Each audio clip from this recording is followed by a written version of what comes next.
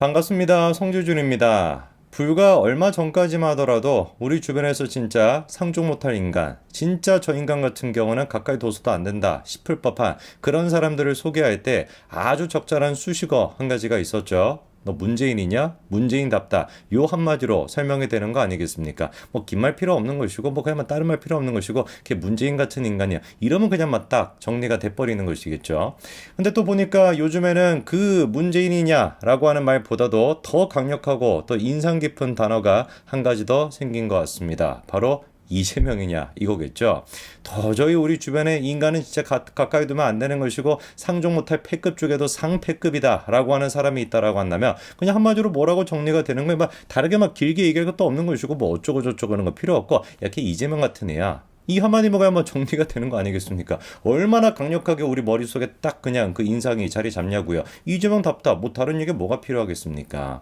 참으로 진짜 이재명이 지금 보여주고 있는 모습을 보면은 기가 막힐 뿐인 거예요. 제1야당 대표로서 과반을 차지하고 있는 민주당을 이끌고 있는 인간이 어떻게 저렇게까지 찌질하고 구질구질한 모습을 보여줄 수 있을까? 단식하는 것부터 시작해가지고 어떻게 해서든지 자기에 대한 사법 조치를 늦춰보겠다고 저렇게나 몸부림치는 거를 보니까 참 진짜 딱하다라는 말로는 표현이 안 되고 참 진짜 찌질하다라는 말밖에 설명이 안 됩니다. 영상을 보시는 분들 중에 모르는 분들이 없을 거예요. 지금 이제 뭐 단식을 계속하고 있지 않습니까? 살다가 저는 뭐 그렇게 링거까지 꽂고 수액까지 맞으면서 단식한다는 얘기는 처음 들어봤는데 뭐 어쨌거나 그렇게 지금 단식을 이어가고 있는 중입니다. 그리고 또 단식을 그렇게 치료하겠다라는 것도 녹색병원이라는 곳인데 이미 뭐 영상을 보시는 분들이야 녹색병원이 어떤 곳이다. 그 주변의 인물들이 어떤 인물들이 있고 민주당이랑 얼마나 결탁이 돼 있다. 그리고 왜 하필이면 여의도 성모병원으로 안 가고 녹색병원으로 가냐. 이 맥락을 다 이해하고 계실 겁니다. 그런데 오늘 제가 영상을 통해서 추가적으로 좀 말씀드리고 싶은 게 한 가지가 있어요. 그게 바로 뭐냐? 녹색병원 인권치유센터장이라고 하는 분이 있습니다. 이분이 과거에 인터뷰를 했더라고요. 저는 근데 약간 좀 놀란 게 뭐냐면 애당초 녹색병원이라는 곳이 단식을 전문적으로 치료한다라는 것도 이상하잖아요. 뭐 단식 전문의가 뭐 있겠습니까? 세상에 듣도 보도 못했는데 그런 식의 전문의가 있다라는 것도 코미디인데 이 병원에는 또 뭐까지 있다라는 거예요?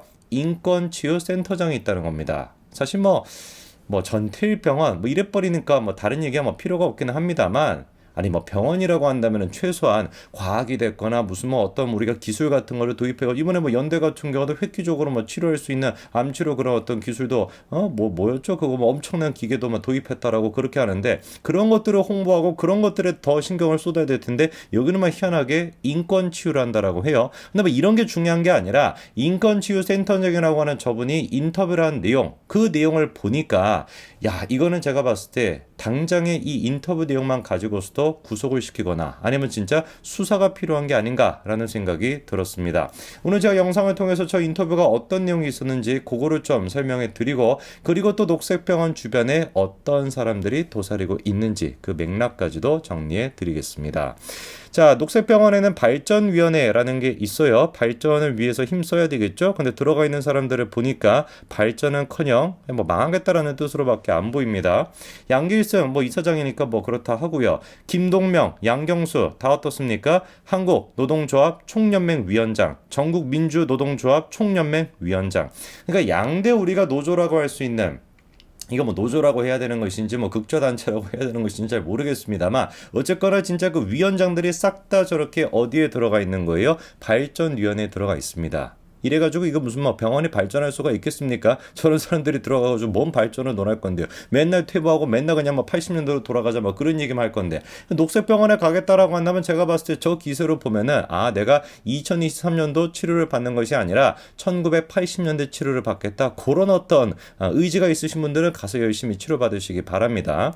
그 다음에 송경용이라고 하는 사람 뭐 신부님이신 것 같은데 뭐 신분지 뭔지 모르겠습니다. 박 전 시장을 기억하는 사람들 여기에 공동대표를 맡고 있는 사람이 또 송경용이라고 하고요. 근데 뭐 송경용 씨한테는 아쉽게도 뭐 박 전 시장을 우리가 기억하기는 더 어려워질 것 같아요. 말도 안 되는 영화 개봉하겠다라고 막 설쳐되지 않았습니까? 첫 변론이라고 하는 거 결국에 법원에서 상영 금지 결정을 내렸습니다. 진실로 보기 어렵고 피해자에 대한 명예훼손이다. 진짜 구질구질하고 찌질하기도 이런 모습이 없습니다. 아니 왜 하나같이 진짜 뭐 모든 그 그 종교인들이 다 그런 건 당연히 아니겠습니다만 왜 저렇게 민주당 쪽에 엮여 있는 그런 어떤 신부님들 정의기억 뭐 사제인가 뭔가 하는 그런 어떤 신부들도 그런 것이고 이 도대체 신부님의 님자도 제가 붙이기가 싫어 그냥 신부 이건 또 약간 좀 이상한 의미가 되는 것 같은데 어쨌거나 신부 뭐 이렇게 불러야 되는 게 아닌가라는 생각이 들 정도입니다. 왜 저렇게 이상한 모습을 보이는지 모르겠어요. 정상적인 종교인이라고 한다면은 신을 모시는 사람이라고 한다면 어떻게 박 전 시장에 대해 가지고 저런 식으로 막 공동대표를 맡고 그런 활동을 할 수가 있겠습니까?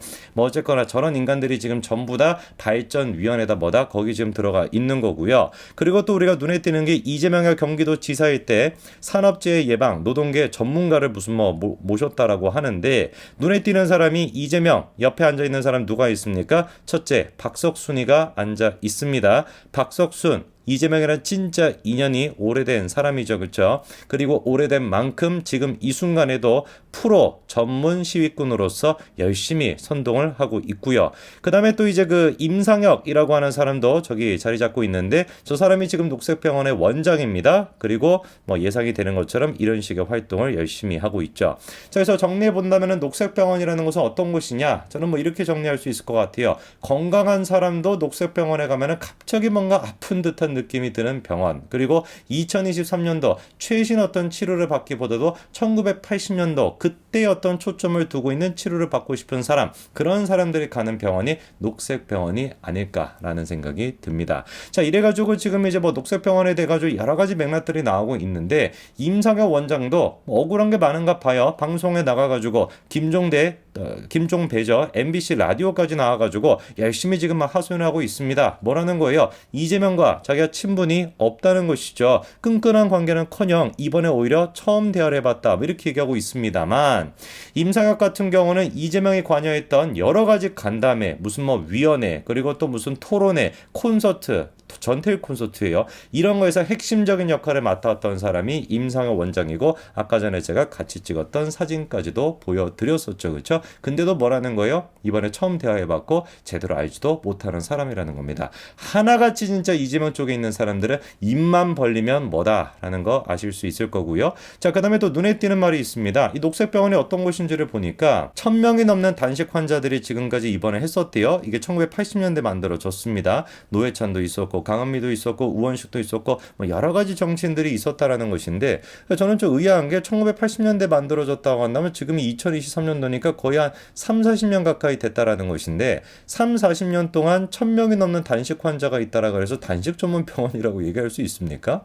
여의도 성모병원에서 단식과 관련돼 가지고 뭐 단식 비스무리한 거 뭐 그런 증상이 있는 사람들이 뭐 세고 셌을 텐데 그렇게 뭐 환자 수로 따진다라는 게 무의미할 정도로 어마어마하게 많은 환자들이 있을 건데 글쎄요 이제 와가지고 녹색병원 원장이라는 사람들이 우리 병원에 뭐 이런 정치인들도 있었고 뭐 이런 뭐 사람들도 있었으니까 뭐 전문적인 뭐 단식을 치료하는 곳이야라고 얘기하는 것 자체가 오히려 좀 약간 좀 이재명스러운 그런 모습이 아닐까 싶어요. 그리고 이제 결정적으로 아까 전에 말씀을 드렸던 인권치유센터장이라고 하는 사람의 우리가 인터뷰를 좀 살펴볼 필요가 있습니다.